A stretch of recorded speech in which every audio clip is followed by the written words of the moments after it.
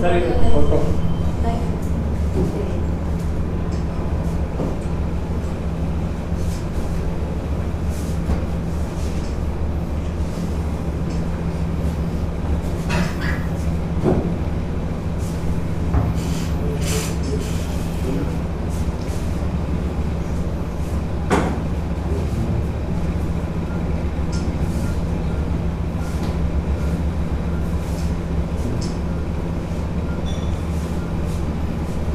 बहुत silent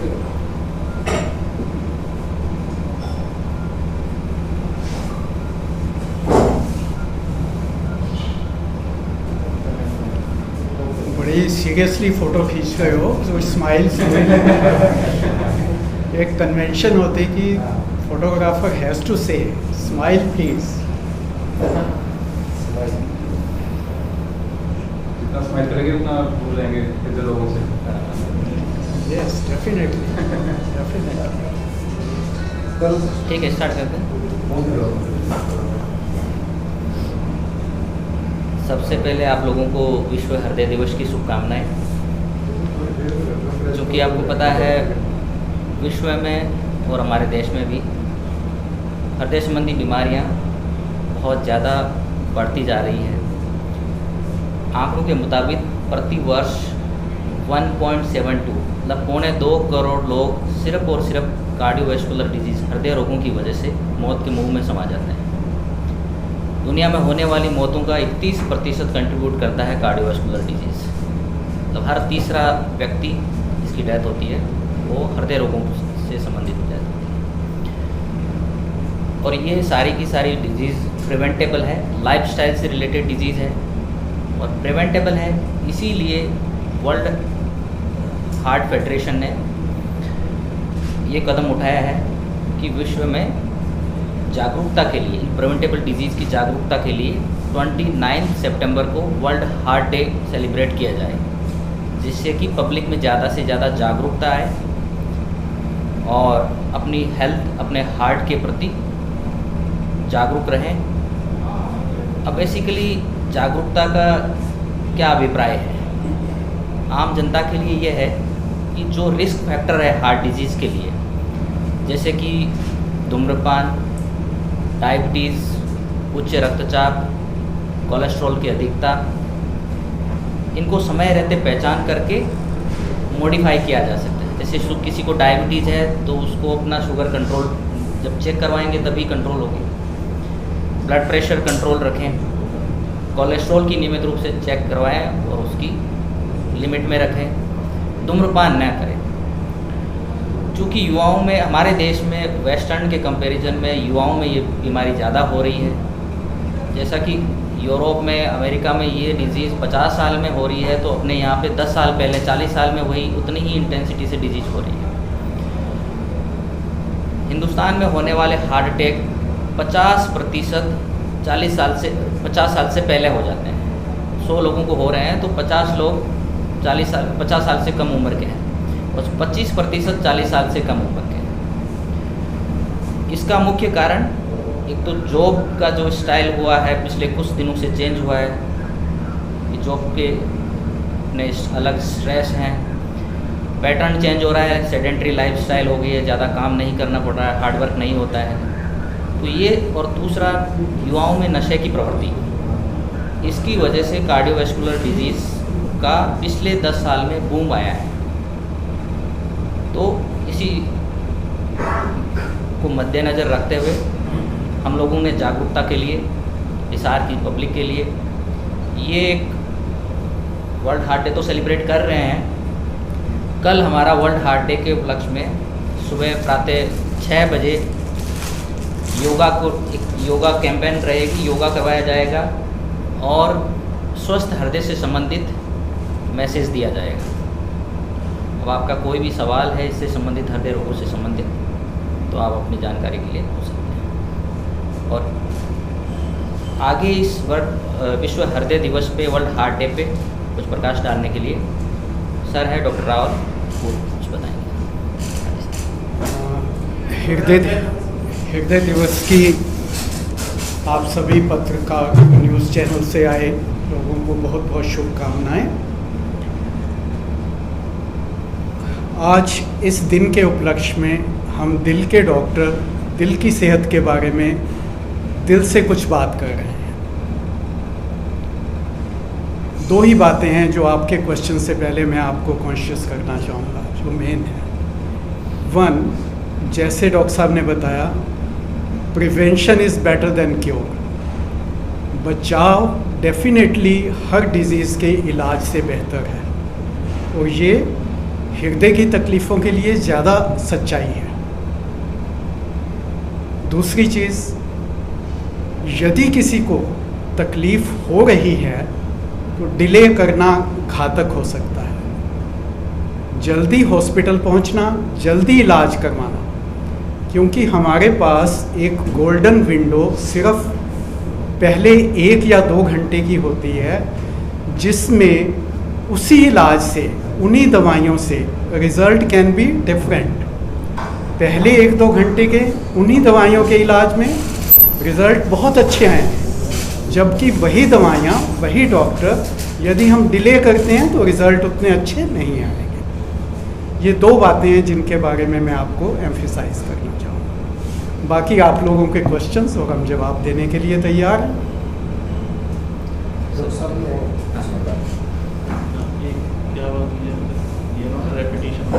word heart attack के बारे में और इस चैप्टर के बारे में सर वो कल हम लोग हैं? कल वाला भी बता दिए। आप बता दीजिए। देखो, जो ये कार्डियोवैस्कुलर डिजीज़ है, इसके अंदर 2 तरह की बीमारियाँ आती हैं। एक तो कोरोनरी हार्ट डिजीज़, जिसको मोटे शब्दों में हार्ट अटैक हो, और दूसरा होता है स्ट्रोक, जिसको सेरिब्रोवैस्कुलर एक्सीडेंट्स बोलते हैं। और इन दोनों के प्रेसिपिटेटिंग फैक्टर सेम है, इन दोनों के कारण सेम है, पर हार्ट अटैक में तो पेशेंट रिकवर कर जाते हैं या डेथ होती है, और ब्रेन अटैक में अगर ढंग से ट्रीटमेंट नहीं करा जाए तो लाइफ लॉन्ग वो अपाहिज हो जाता है। तो इन दोनों में सेम दवाइयाँ हैं, पर ब्रेन अटैक में थोड़ी स्ट्रॉन्ग दवाइयाँ दी जाती हैं, पर दोनों में ही 4 घंटे के अंदर पहुंचना बहुत ज़रूरी है। हार्ट अटैक के बारे में तो लोगों को काफ़ी मालूम है, वो टाइम पे आ जाते हैं, परंतु ब्रेन अटैक के पेशेंट्स में अवेयरनेस की वजह से, कमी की वजह से वो देर से आते हैं। पहले देसी के चक्कर में पड़े रहेंगे, और जब आते हैं तब तो वो नसें जाम हो चुकी हैं और खून पतला करने की दवाइयाँ बहुत कम काम करती हैं। तो हमारा काम यही है, उनको अवेयरनेस कराएं ब्रेन अटैक के बारे में, हार्ट अटैक के बारे में। इनके प्रेसिपिटेटिंग फैक्टर सेम है, सेम ही प्रिकॉशंस करनी है। और दूसरा, अगर वो 4 घंटे में आ जाता है तो टीका लगता है, जिससे नस खुल जाती है और वो अपाहिज होने से बच सकता है पेशेंट। इस सबको अवेयर करने के लिए कल हम टाउन पार्क में भी एक कार्डियक योगा का प्रोग्राम कर रहे हैं जनरल पब्लिक के लिए, जिसमें हमारे commissioner Ashok Garg ji chief guest रहेंगे, और साथ में मेयर जी भी एज ए विशिष्ट अतिथि आएंगे। ये सब इसलिए किया जा रहा है ताकि लोगों को, क्योंकि टाउन पार्क ऐसी जगह है, और उम्मीद है कल जो सुबह 500-700 लोग होंगे वो इस हमारी एक्सरसाइज से फ़ायदा उठा पाएंगे। पर ऐसा देखा गया, अगर हफ्ते में 5 दिन केवल 40-45 मिनट एक्सरसाइज कर ली जाए, योगा, एक्सरसाइज, साइकिलिंग, किसी भी फॉर्म में फिजिकल एक्टिविटी की जाए, तो उससे 20 से 25% संभावना अटैक होने की कम हो जाती है, चाहे वो हार्ट अटैक हो या ब्रेन अटैक। ठीक है, अब कोई भी सवाल हो हम उनका जवाब दें। सर, ये हार्ट अटैक के कारण क्या है और बचाव के लिए क्या करना चाहिए? जैसा कि मैंने पहले बताया कि हार्ट अटैक के कुछ रिस्क फैक्टर होते हैं, ठीक है, जिसमें से मुख्य अभी है धूम्रपान, डायबिटीज़, कोलेस्ट्रॉल की अधिकता, उच्च रक्तचाप, और कुछ लोगों में जेनेटिक इनहेरिटेंस होती है, जिनके खानदान में ये बीमारी चलती रहती है। तो ये मुख्य कारण है। इसके अलावा जॉब से रिलेटेड सेडेंट्री लाइफस्टाइल, जैसे चलना फिरना नहीं है, मोटापा, ये कुछ कारण है। अब हार्ट अटैक क्या होता है कि हार्ट की जो मुख्य धमनियाँ होती है उसमें प्लाक का डिपोजिशन, कोलेस्ट्रॉल जमा होता रहता है, और एक लेवल पे उसकी जो झिल्ली है वो फट करके उस नस को पूरा बंद कर देती है। पूरा बंद होते ही सीने में भारीपन, जो कि दर्द, जबड़े में जाना, पीछे पीठ में जाना, दाएं और बाएं दोनों हाथ में जाना, बहुत ज़्यादा पसीना आना, सांस की तकलीफ होना, ये सिम्टम्स रहेंगे। इन सिम्टम्स को जितना जल्दी आइडेंटिफाई करके, जैसा कि सर ने बताया कि गोल्डन आवर होता है, गोल्डन विंडो पीरियड होता है, जिसमें 1 या 1.5 घंटे के अंदर अंदर जितना जल्दी, क्योंकि 3-4 घंटे के बाद में हार्ट की मांसपेशियाँ अधिकांश डैमेज हो चुकी होती हैं, तुरंत एंजियोग्राफी की जाती है, कहाँ पे ब्लॉक है उसको ओपन करके खून के प्रवाह को मेंटेन किया जाता है। और ये दुनिया का सबसे नवीनतम इलाज है, क्योंकि एक डैमेज होने के बाद में उस इलाज को करने के बाद ज़्यादा बेनिफिट नहीं मिलेगा। बीमारी ना हो उसके लिए आपको जो रिस्क फैक्टर है उनको मॉडिफाई करना पड़ेगा, उनसे बचाव करना पड़ेगा। डॉक्टर साहब, कई बार नॉर्मल दर्द होता है चेस्ट में, उसको कैसे देखा जाए? नाभि के ऊपर जबड़े के नीचे इस दर्द को कभी भी नॉर्मल नहीं माना जाना चाहिए। हमेशा उसको डॉक्टर से कंसल्ट करना चाहिए। जब तक कि ये तय न हो जाए कि भाई ये दर्द है हार्ट की वजह से ना है, तब तक उसको अपने लेवल पे, अपने स्तर पर ये ना माना जाए कि ये गैस की वजह से है या किसी और मांसपेशियों का दर्द है, तो उसको इग्नोर नहीं करना चाहिए। कई बार इग्नोर की अवस्था में ये घातक साबित हुआ है, कार्डियक अरेस्ट तक पहुंच जाते हैं और अल्टीमेटली डेथ। डॉक्टर साहब, खाने पीने में क्या विशेष ध्यान रखना चाहिए ताकि इस बीमारी से बचाएं? और स्पेशली आप पूछ रहे थे भी ये दर्द है तो हार्ट के कारण है या नहीं है। जिस दर्द का ताल्लुक एक्सर्शन से है, चलने पे हुआ है, कोई काम करने पे हुआ है, वो 99% हार्ट के कारण ही है।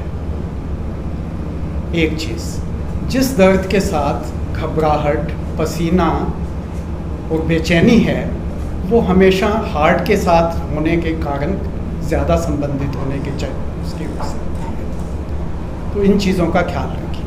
जैसे कि साथी ने पूछा कि खाने पीने का क्या ध्यान करना चाहिए ऐसी स्थिति में? जैसे हम पहले बता रहे हैं कि बचाव इलाज से बेहतर है, तो खाने पीने के लिए सबसे पहले जो सबसे घातक चीज़ है वो हमारा घी आता है।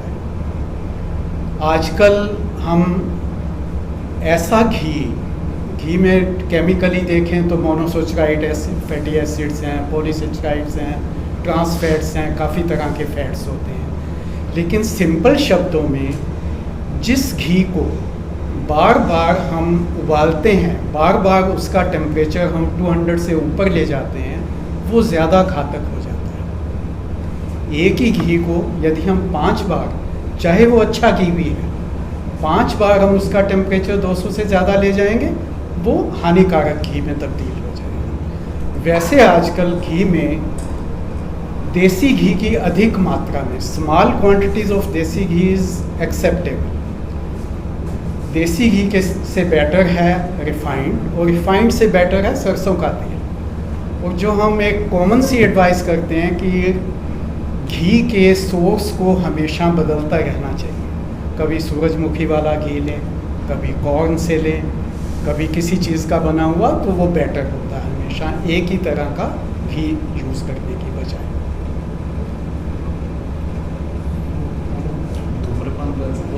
हाँ, एक जो सबसे ज़्यादा है धूम्रपान, तंबाकू किसी भी फॉर्म में, खैनी, मसाला, तंबाकू, बीड़ी, सिगरेट, हुक्का, इन सब का एक ही रूप है। ये क्या है, जितनी भी धमनियाँ होती हैं, चाहे वो दिल में हो चाहे दिमाग, उसकी झिल्ली को ये खुरदरा कर देती है और उसके बाद वही रिजल्ट आता है, उसके ऊपर प्लेग जमता है और एकदम से हार्ट अटैक या ब्रेन अटैक होता है। तो धूम्रपान, सीडेंट्री डाइट के बारे में तो सबको मालूम है और उसके बारे में आजकल कॉन्शियस भी हो गए हैं, पर इन दो चीज़ों को, ये तो एक तरह से एडिक्शन बन गई है। अभी तक हम एडिक्शन शराब, किसी नशे को, भांग और इनको गिरे, पर धूम्रपान का जो नशा है वो सबसे ज़्यादा घातक रहता है, चाहे वो हार्ट पे हो, चाहे ब्रेन पे हो, चाहे फेफड़े पे। तो इससे बचेंगे तो अपने आप ही ये संभावनाएं कम होती चली जाए।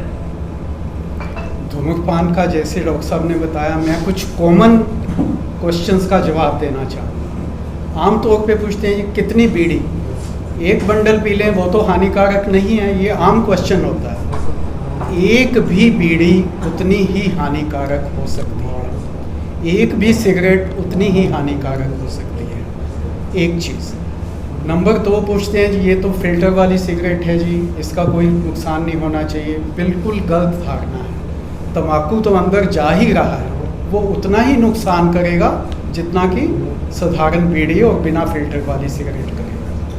थर्ड क्वेश्चन, आम तौर पे ये धारणा है कि हम तो हुक्का पी रहे हैं, हुक्का तो फिल्टर होके आता है, ये तो नुकसान नहीं करेगा। अगेन ये भी एक मिसनोमर है, मिसकंसेप्शन है। हुक्के में भी तम्बाकू हमारे अंदर जा रहा है, उतना ही नुकसान है। और मैं तो गवर्नमेंट को, संस्थाओं को, हम गांव में देखते हैं, पंचायत है तो पंचायत की मीटिंग होती है एक हुक्के पे, 5 लोगों को बुलाया, कोई सरपंच बनाया तो उसके घर के आगे हुक्का ना हो तो लोग कहते हैं ये सरपंच कैसा बना। तो इन चीज़ों से जागरूक कर। डॉक्टर साहब पॉलीथीन के बारे में बात करना चाहेंगे। जितनी खाद्य सामग्री है हमारे पॉलीथीन के अंदर तो हेड इंजरी आ गई है तो मैं I will take leave, sorry for that, और ये भी जरूरी है, ठीक है। मैं अभी ओटी शिफ्ट करके ही आया हूँ। तो पॉलीथीन के बारे में बताएंगे कि पॉलीथीन कितना घातक इंसान के लिए, हार्ट या इस तरह से शरीर के लिए हो सकता है। जो कन्वेंशनल रिस्क फैक्टर सिर्फ हार्ट के लिए हैं, जो आज हम हार्ट की बात कर रहे हैं, पॉलीथीन डायरेक्टली रिलेटेड नहीं है। लेकिन पॉलीथीन तो वर्ल्ड वाइड हम बैन ही कर रहे हैं इसका यूज़, क्योंकि अल्टीमेटली पोल्यूशन कॉज करती है और पोल्यूशन का डायरेक्ट इफेक्ट होता है। सीधे रिस्क फैक्टर में पॉलीथीन हार्ट डिजीजेस के लिए नहीं आता। सर जैसा कि आपने बताया कि रक्तचाप और शुगर हृदय रोगों और ब्रेन अटैक के लिए एक कारक हैं, तो इनको कैसे कंट्रोल किया जा सकता है सर? ब्लड प्रेशर के लिए नियमित रूप से मेडिसिन, कुछ डाइट मॉडिफाई करके कर सकते हैं, जैसे कि नमक की अधिकता नहीं होनी चाहिए खाने में, हरी सब्जियां, फ्रूट्स ये ज़्यादा से ज़्यादा लें, अनाज थोड़ा सा मोटा लें।